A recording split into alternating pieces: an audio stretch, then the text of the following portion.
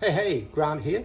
Today, well, who knows of the shed lining renovation project. As you can see here behind me, I might suggest that this doesn't look clean, but this is clean. This shed has been many things across the years. This shed has been a room for us when we were growing up as kids, and now it's been predominantly a place to store stuff. It's even been a workout gym for one of our tenants that used to live here, and she put on this carpet on the ground, of which I've since taken out because it has gone quite mouldy. So now I've just finished some shelving into the smaller shed, as you can see just here, so that I could put most of the gear that was on some shelving on the other side of this shed and place everything into the smaller shed. Unfortunately, everything is not everything. For as you can see, we certainly have got a lot of gear still in here. And these are shelvings and things like that, which are ideal for storing bits and pieces, rags, drop cloths for renovation projects. But at this point in time, when we finish lining this shed, we won't have need for these old trusty pieces of furniture. So yeah, not being a real builder in any way, just someone that's done a few DIY projects, mostly painting and a little bit of plastering around on properties. Yeah, I've been looking at this one now for the last couple of weeks. Because I'm not a builder, I've certainly been procrastinating somewhat about what steps to take. Fortunately, I did get a moment with my neighbour next door. I spent a little bit of time social distance from him while he walked around my shed and commented on a few bits and pieces. So this shed was built back in the, I guess, early 90s by my father, and I can remember being there to help with the concreting and as a fairly young teenager.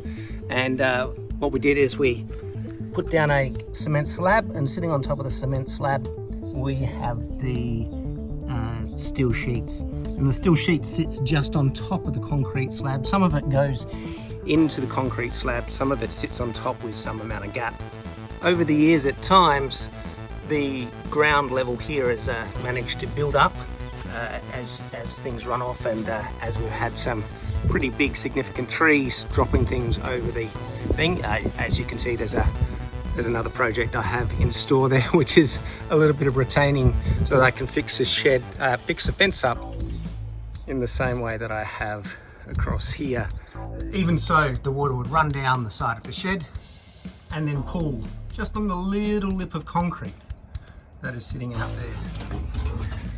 So as a solution to the leaking shed as it runs along and comes down the side and then runs in underneath, I've spent a bit of time doing two things.